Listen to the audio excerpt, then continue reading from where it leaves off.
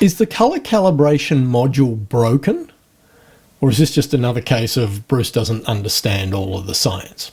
Look, it's probably that, but let's dive in and find out, shall we? Let's go.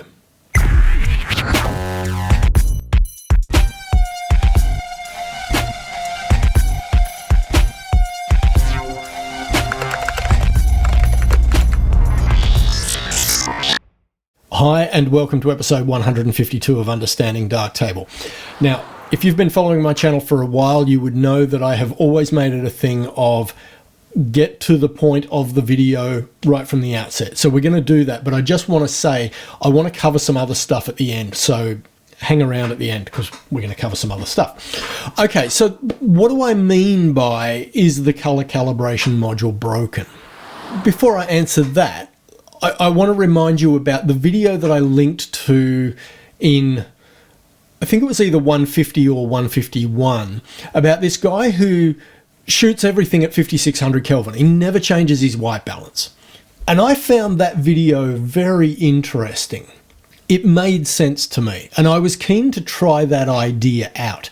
So when Kath and I went to Western Australia at Christmas time, for those whole 10 days, I did not move my white balance once. I went into the Kelvin option, so I wasn't using a preset like daylight or shade or anything like that. I went to the Kelvin option, dialed in 5600, and I left it there for 10 days. And everything I shot at 5600 Kelvin. When I came home and I imported all those photos into my main machine here with Darktable 5, something interested me, and it's what prompted this video. Now, this particular image is just an outtake from those 10 days, and the reason I've chosen this particular image is that it was shot in not quite midday sun. I think this was 6:42. That's sorry, we've got to allow for a 3-hour time difference because I hadn't changed the time in my camera. So that was 9:42 in the morning. So call it 20 to 10, quarter to 10 in the morning. So not quite midday, but high sunlight, cloudless day. So it's a good daylight reference image. Okay, if I reset the history on this, which I've already done, but I'll do it again just so you know for sure that I have actually reset that history. If we come over and look at the color calibration, it's reporting a temperature of 4429 Kelvin. That's nowhere near 5600. What's going on there? So I went and did a search for white balance, darktable, yada, yada, yada. And I ended up on this thread here on pixels.us, confused about D50, D65 and CCT in white balance and color calibration modules. And this user, Wislander, otherwise known as Evan, said, I recently started using color calibration module instead of the white balance module for all my images. One thing that really confused me was why the color temperature of everything seemed wrong. For example, a photo in direct noon sunlight looks balanced at 5000K instead of 6500K like I would expect. I finally realized that if I set the illuminant for the same photo to same as pipeline D50 and then change it back to D, daylight, the temperature will be 5002 Kelvin and the color looks right. Let's just have a look at that. So he's saying change the illuminant to same as pipeline D50, which warmed everything up, and then change it back to daylight. And now it goes back to where we'd started from. Seeing that the camera reference temperature in the white balance module is 6502 Kelvin, hang on, in the white balance module. Okay, so let's come back to the white balance module. It's not at 6502, it's at 5520. Now, that's saying as shot to reference. Well, I didn't shoot at 5520, I shot at 5600. So is the white balance module broken as well? And if I set that to 6500, yeah, now it's complaining about two white balances, so we'll turn off the color calibration module. So now at 6500 Kelvin, that's like it didn't even change. Okay, it changed a bit, but not much. Yeah, there's a tiny change. It seems like the difference between the CCT I would expect and what the color calibration module actually displays has something to do with the difference between D50 and D65. This Reddit comment from Aurelien Pierre seems to confirm that. So I went to have a read of the Reddit thread from Aurelien Pierre. So he's answering somebody else's questions. Why is the camera reference illuminance space hard-coded to D65 in the white balance module? And Aurelien said, because the input color profile, which is another module in the darktable pipeline, it comes in up here with the standard color matrix as default, expects D65 at input in order for its coefficients to have a predictable effect. Now, at this point, I started thinking, I need to read up on what is D50, what is D65. So I went to my good mate, ChatGPT, and I said, in color image processing, what is meant by the terms D50 and D65? ChatGPT tells me, in color image processing, D50 and D65 refer to standard illuminants defined by the CIE. These illuminants represent specific lighting conditions and are commonly used for color calibration and color management. D50, otherwise 5000 Kelvin or horizon light, represents a warm daylight condition with a correlated color temperature of 5000 Kelvin. Let's just skip ahead to D65. Has a cooler bluish tone compared to D50. Well, hang on. If that's the case, we've got color calibration turned off. We go to the white balance. We go to 5000 Kelvin, and then we compare that with 6500 Kelvin.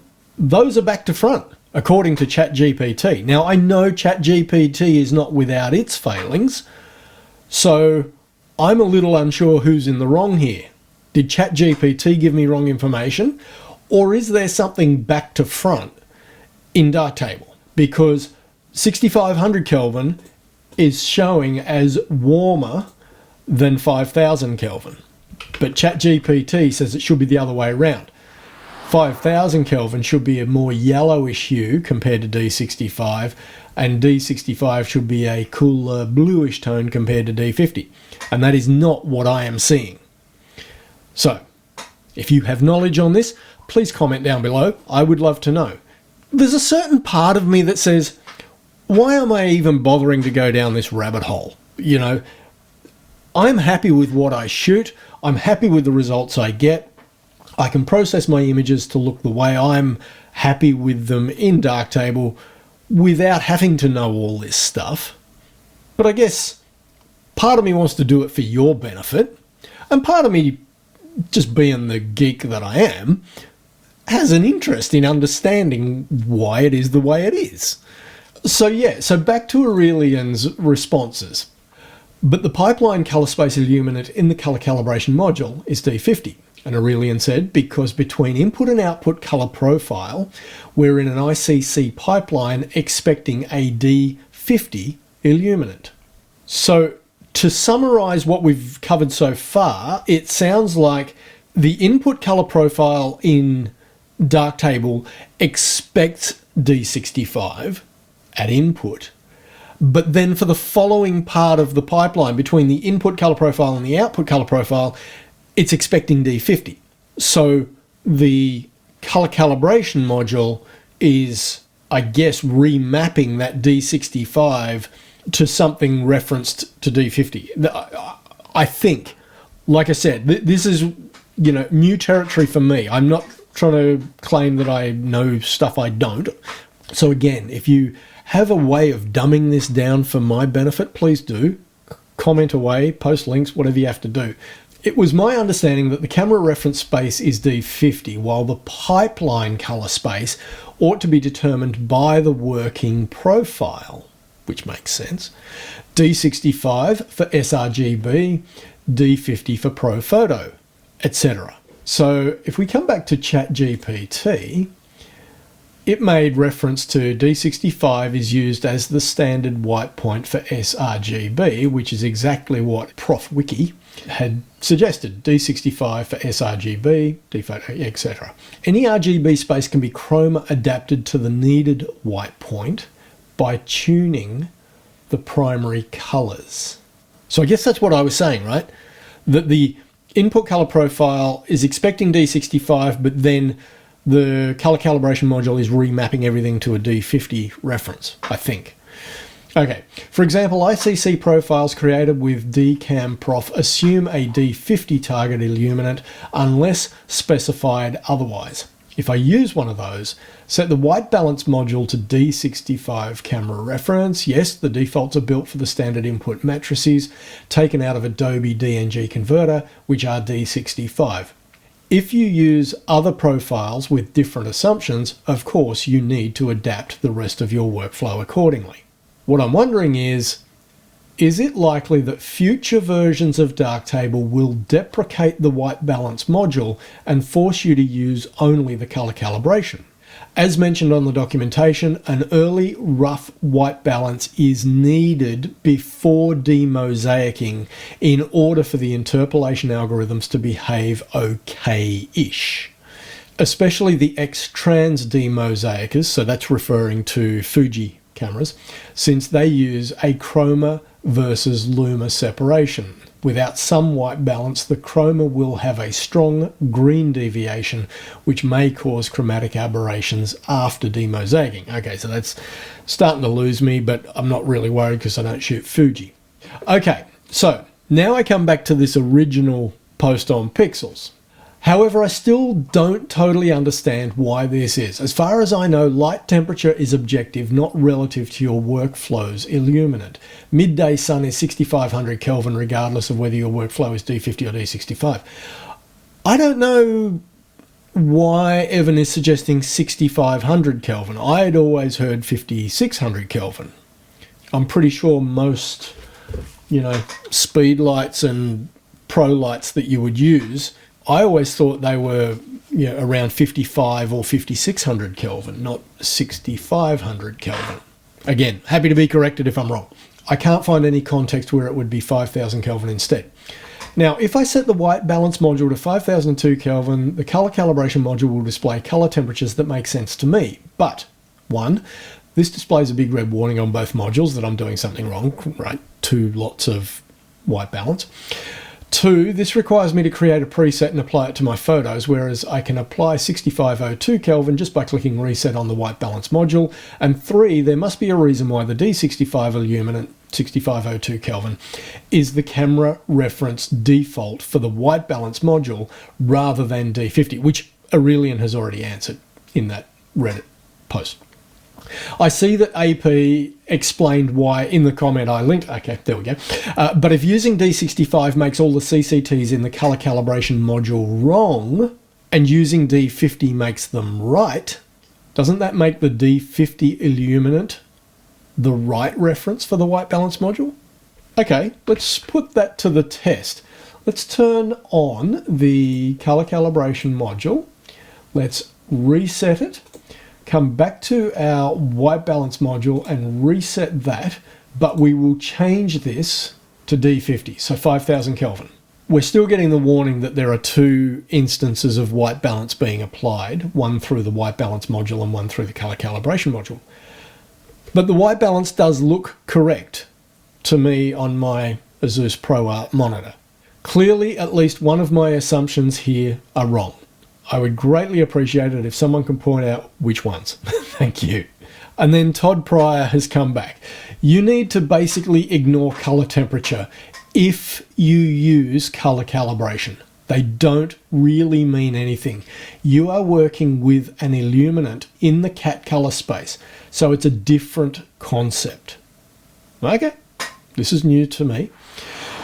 There's a fair bit of nuance to the module, but the creator has 2 or 3 excellent videos basically setting white balance to the light bulb, i.e. reference values, which are D65 values for your camera. Then this combined with the settings in your input profile and calculations made in the color calibration module apply a luminant to white balance the scene.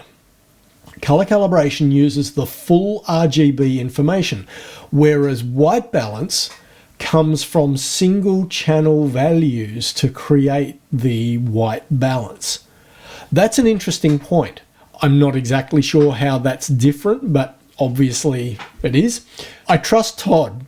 Todd has a lot of great posts on pixels.us. He clearly geeks out on this stuff even more than I do.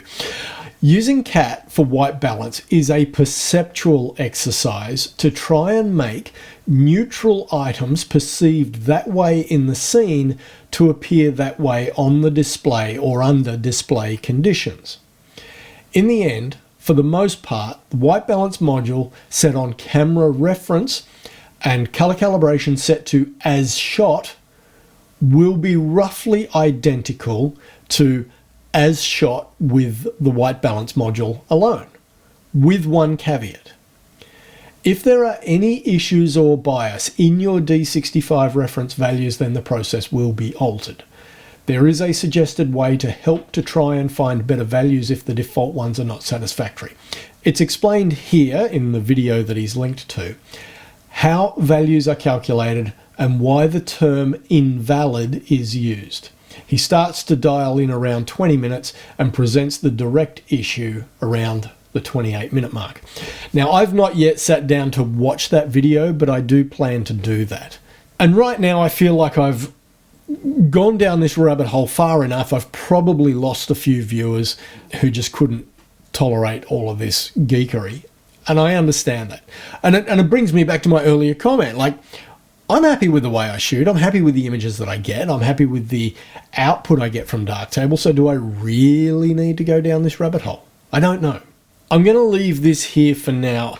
All I wanted to really highlight was the fact that by setting white balance to its default and color calibration to its default, although the white balance looks right to my eye, what freaks me out is this 4429 Kelvin as the color temperature, because that's nowhere near what I actually shot in camera. I shot 5600 Kelvin. So I guess that was my reason for, titling this video the way that I did. So is the color calibration module broken? I don't think so. From what I've just read from Aurelian and from Todd, I guess it's a case of I recognize that there's more to this than I understand. So I'm going to assume that no, the color calibration module is not broken. It just represents the values a little differently to what I was expecting. So did it answer anything? Maybe not. Maybe not. I don't know. Anyway, onward and upward. I will watch that video that Todd has linked to because I do want to wrap my head around this stuff. But let's just move on to the other stuff that I said I was going to cover. I got a comment a month ago now from De Bastille.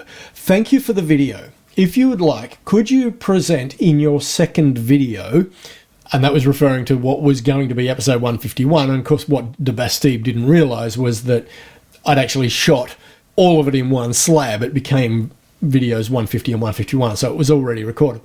One change we forgot to put into the changelog, a new setting to enable smooth fractional scrolling for the light table.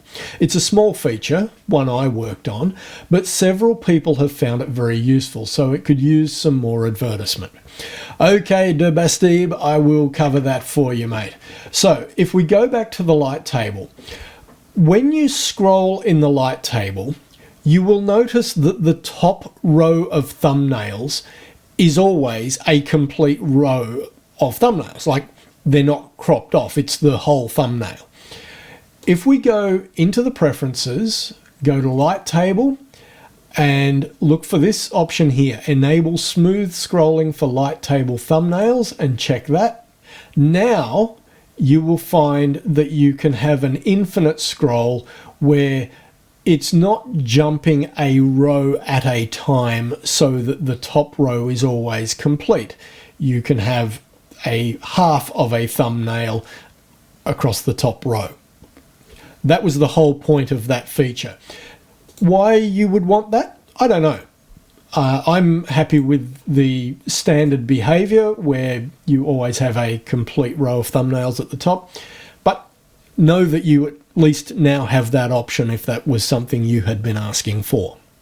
Something else that I discovered recently, and I honestly don't remember if this was a feature that came out some time ago, and I may have even mentioned it when it came out and I've just simply forgotten about it, but I discovered it by accident and it was a horrible discovery. Okay, now I promised you photos of my new set of wheels. Here she is. Absolutely love it. 2017 Mustang GT. Beautiful car to drive. Completely impractical. Thirsty as all get out. Can't fit a passenger in the back unless they've got no legs. But I don't care. I love it. Okay, so what exactly did I discover? Well, I have darktables set up so that when you've got a lot of modules down the right-hand side, like if I just unclick so that we've got everything, I have it set so that I can have my mouse anywhere across this right side of the interface and it will scroll up and down. That is not the default interface. You have to go in and select an option to make that happen. But what I discovered in a very nasty fashion is that if you have your mouse over the hamburger icon for the module and you try to scroll, it's actually going to scroll through all of the presets that you have for that module. That's nasty. I ended up destroying an image that I'd processed simply because I was trying to scroll the right hand side of the interface, and I ended up doing exactly that and changing the preset for the I think it was not color calibration, it was the color balance RGB module, I think. And it just scrolled through all the presets, and it took me a while to work out what on earth had happened. And it was only by looking at the history that I saw that, oh, hang on, it's selected a new preset for the color balance RGB module. So just be aware of that. I don't remember when that behavior was introduced, but it's a trap for young players and one that I'm not particularly fond of. I mean, now that I've fallen into that trap, I will certainly, fingers crossed, not fall for it again. I will be a little more careful about where my mouse is when I scroll up and down. But that was the whole point of activating that change, was so that I didn't have to mouse over just that scroll bar in order to scroll up and down. So be aware of that problem. All right, I think that will do it for this episode. I know it was very technical and I probably didn't answer any questions that you might have had concerning white balance and color calibration. I certainly still have more stuff to learn. Maybe you do too. And if I can watch the video that Todd linked to, and if I can wrap my head around that information in a way that I think I can explain in a better fashion, then I will revisit this topic somewhere down the line. So I will leave it here for now. Hope you got something out of this, and questions, comments, sing out down below. I'll catch you in the next one.